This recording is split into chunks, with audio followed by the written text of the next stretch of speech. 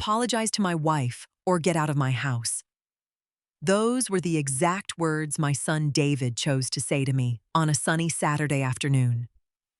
We were standing on the redwood deck of the colonial home in upstate New York, where I had lived for 30 years. The backyard was filled with neighbors folding chairs and the smell of barbecue. I looked at David holding his spatula like a weapon, and then at his wife, Sarah. She stood behind him, sipping her iced tea with a faint, satisfied smile. For 3 years, I had lived in the renovated mother-in-law suite on the first floor. When my husband passed away, the house felt too large. David and Sarah were complaining about the rent at their cramped apartment, so I offered them the main floors. I paid the property taxes, the utilities, and the homeowner's insurance. I asked for nothing in return except a quiet coexistence. Instead, Sarah had steadily erased me.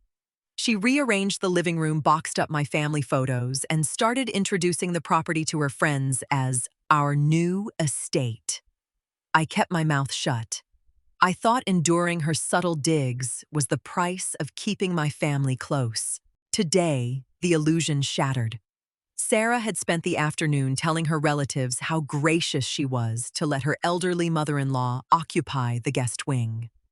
When I quietly asked her to stop treating me like a charity case in front of the neighbors, she gasped, pressed a hand to her chest, and played the victim. That was when David marched over. He didn't ask what happened. He didn't pull me aside. He just demanded an apology to protect his wife's feelings in front of her family. The yard went completely silent. Every guest paused to watch. I set my glass of lemonade on the patio table. I didn't cry. I didn't argue. I simply looked at the boy I had raised, seeing clearly for the first time that he was no longer a man I recognized. "Fine," I answered, my voice steady. "I'll leave." I didn't storm into the house or make a dramatic scene. I walked calmly through the sliding glass door, went straight to my suite, and grabbed my leather handbag. Inside were my wallet, my phone, and the heavy set of keys I always carried. I didn't need to pack a suitcase right now. I just needed to remove myself from the disrespect. When I stepped out the front door, the July heat hit me, but my mind felt completely ice cold. Parked in the circular driveway was my silver Porsche Cayenne.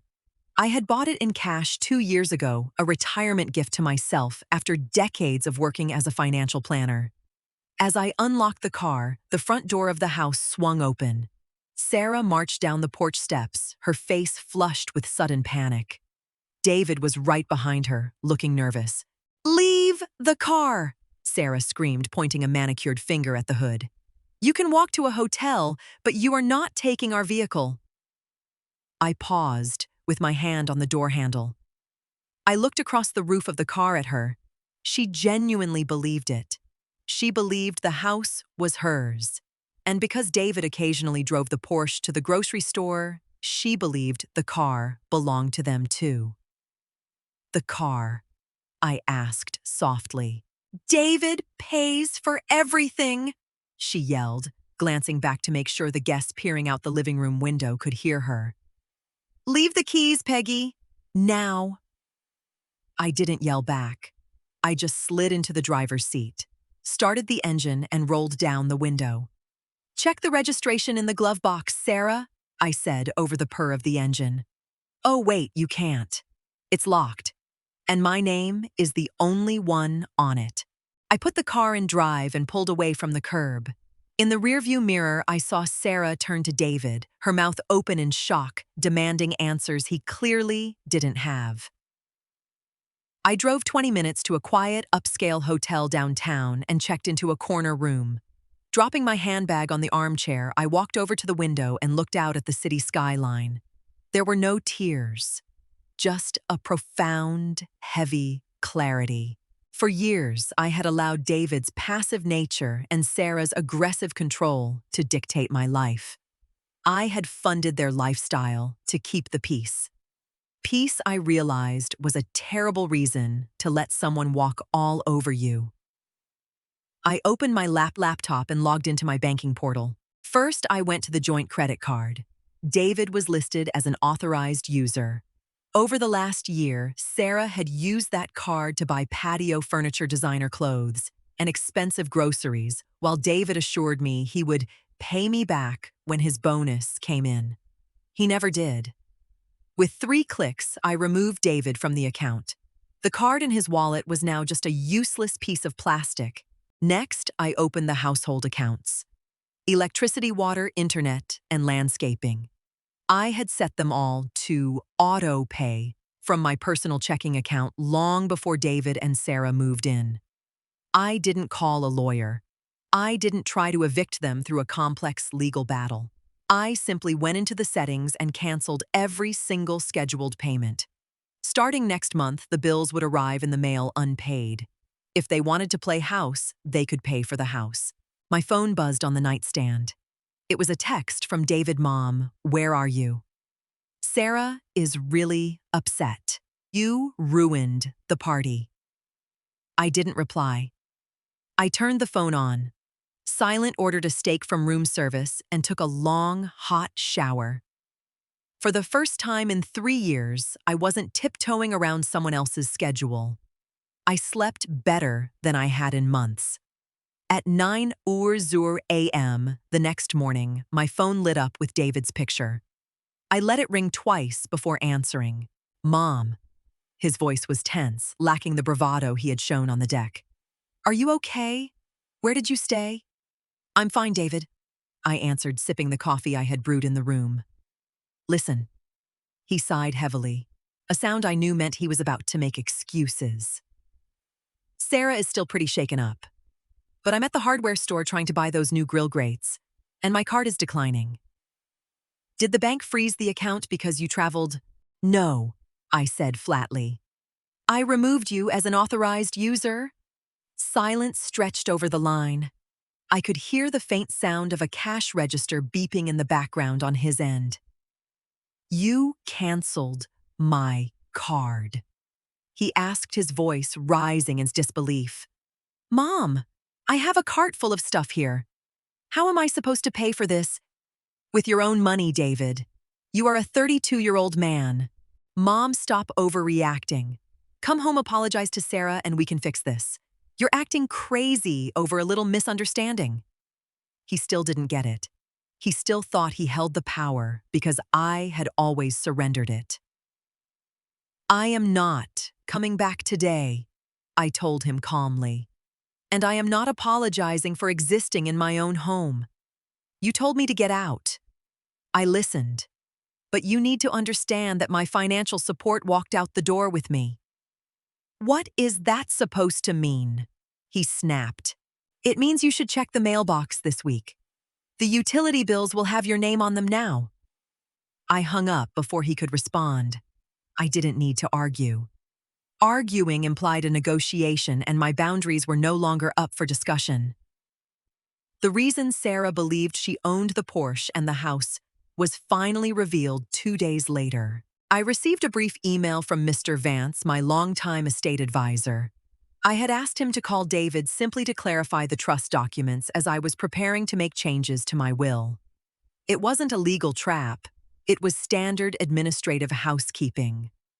Mr. Vance called David and explained in very dry professional terms that the property and the vehicle were solely owned by the Margaret Hayes Living Trust, of which I was the sole trustee. When David's phone rang, Sarah had been sitting right next to him. She had demanded he put the call on speakerphone, expecting a lawyer to beg them to let me back into the house. Instead, she heard the cold, hard truth. David called me an hour later, sounding breathless. Mom, what did you do? Sarah is packing her bags. She is screaming at me. I didn't do anything, David. Mr. Vance just confirmed the property records. Why would that make Sarah pack her bags? He hesitated. The silence was thick with shame. I told her the house was mine. When we moved in, her parents made a comment about me not being able to provide. So I told her I bought the house from you. I told her the car was a company lease under my name. I closed my eyes. The pieces fell into place. The disrespect, the entitlement, the screaming about the car. David had built an entire marriage on a foundation of lies, using my assets as his props. "Oh, you let her treat me like an unwanted guest in my own home to protect your ego," I stated. "I was going to tell her," he pleaded, "but it got out of hand. Mom, you have to tell her it's our family home. You have to fix this." "No, David," I said softly. "I don't." David showed up at my hotel lobby later that afternoon. He looked exhausted, wearing the same wrinkled shirt from the day before. I agreed to meet him in the hotel cafe, choosing a public space so he couldn't raise his voice. He sat across from me, gripping a paper coffee cup. "Sarah went to her sister's house," he mumbled. "She says she won't come back unless my name is actually on the deed. She feels betrayed." "She was betrayed," I pointed out, "by you. You lied to her for 3 years." "I did it so she would respect me," he hissed, leaning forward. "Do you know what it's like to have her family constantly comparing me to her brother, the surgeon I just wanted to feel successful?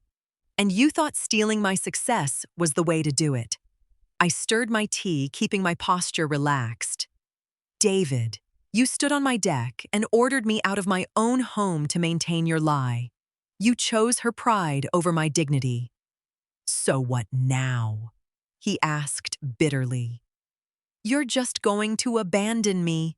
I reached into my purse and pulled out a single sheet of paper. It wasn't drafted by a lawyer. It was a standard 30-day notice to vacate, printed from a free legal forms website. I slid it across the table. "What is this?" he asked, staring at the paper as if it were a snake. "I am selling the house," I said smoothly. "It's too big for me, and it has too many bad memories now. You have 30 days to find a new apartment and move your things. You can't do this. Where will I go? I don't have the savings for a security deposit right now." "That is a problem for you and Sarah to solve," I replied, standing up. "You wanted to be the man of the house, David. Now is your chance." I didn't wait for the 30 days to end before securing my peace of mind. Knowing David's schedule, I drove to the house the following Tuesday afternoon while he was at the office. The main floor was a disaster. Sarah had clearly left in a hurry. Dishes were piled in the sink, mail was scattered across the kitchen island, and a half-empty wine glass sat on the expensive rug she had bought with my credit card. It felt entirely foreign, a space I no longer recognized or cared to reclaim. I walked downstairs to my suite. It was exactly as I had left it. Quiet, tidy, mine. I spent 2 hours packing 3 large suitcases. I took my important documents, my jewelry, the antique clock my grandmother had left me, and the few photo albums Sarah hadn't shoved into the attic. I wasn't taking the furniture. I didn't want anything that tied me to this heavy, suffocating dynamic. Before leaving, I called a local locksmith. A professional arrived 20 minutes later and completely rekeyed the doors leading specifically to the downstairs suite. I locked it up tight. If David or Sarah needed to pack their things upstairs, they could do so. But my private sanctuary was officially off limits. I left a simple handwritten note on the kitchen counter upstairs. "David, the downstairs locks have been changed. Focus on packing the upstairs. I expect the keys left on this counter on the 1st of the month. Mom."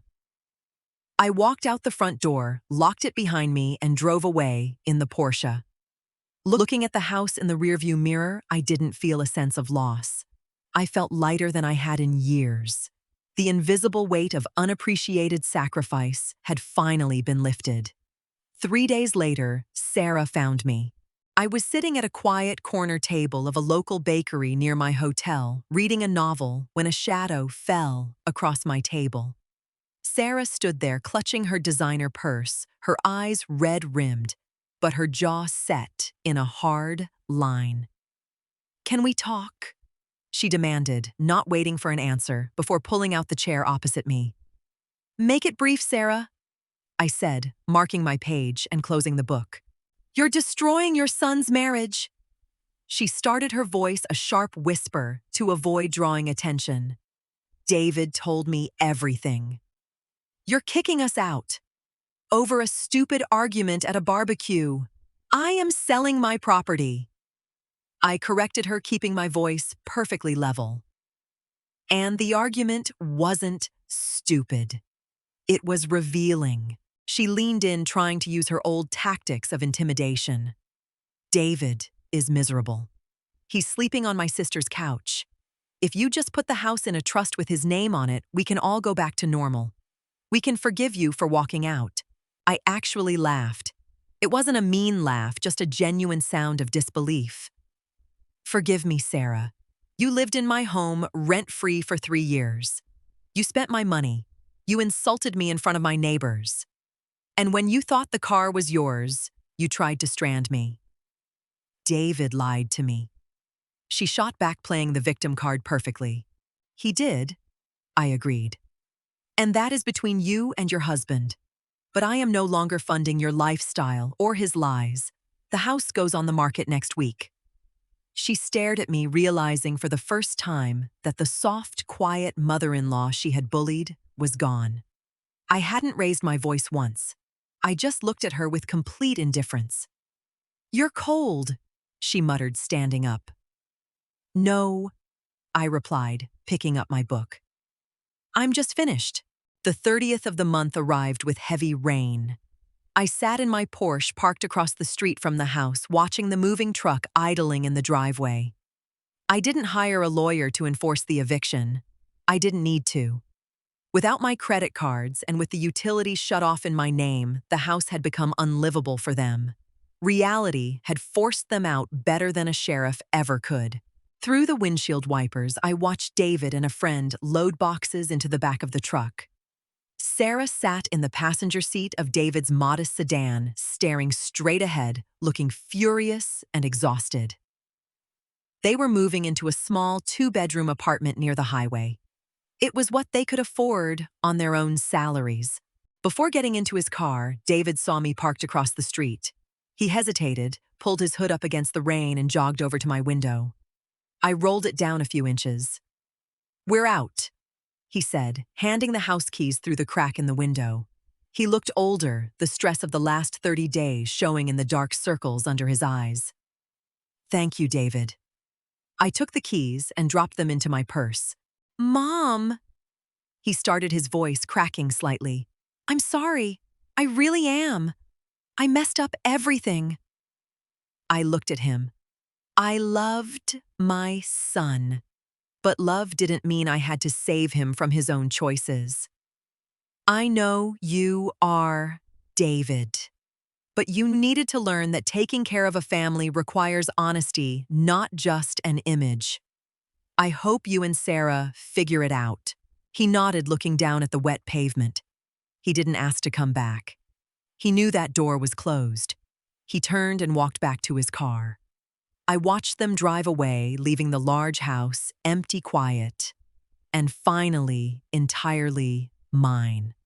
6 months later, the colonial house was sold. The market was hot, and it sold for over asking price to a lovely young couple with 2 golden retrievers. With the money from the sale, I didn't buy another massive house to maintain. Instead, I bought a beautiful modern 2-bedroom condominium in a vibrant coastal town a few hours away. It had floor-to-ceiling windows, a balcony overlooking the water, and a security desk downstairs. It was bright, easy to clean, and perfectly suited just for me. I spent my mornings drinking coffee on the balcony and my afternoons volunteering at the local library. On weekends, I drove the Porsche up the coastline, playing my favorite jazz albums, stopping wherever I pleased. David called every other Sunday. The conversations were brief and polite. He and Sarah were still together, attending marriage counseling, trying to navigate a life where they actually had to budget and pay their own bills. He never asked for money. I never offered. I had established a boundary made of steel, and to his credit, he was finally learning to respect it. Sarah never called, and I preferred it that way. Some people in my old social circle whispered that I had been too harsh, that a mother should always keep her door open for her children. Let them whisper. I had learned the hard way that true peace doesn't come from suffering in silence or buying affection. It comes from knowing your own worth and refusing to accept anything less. As I sat on my balcony watching the sunset paint the ocean in shades of orange and pink, I took a deep breath of the salty air. I wasn't just surviving anymore. I was finally living on my own terms.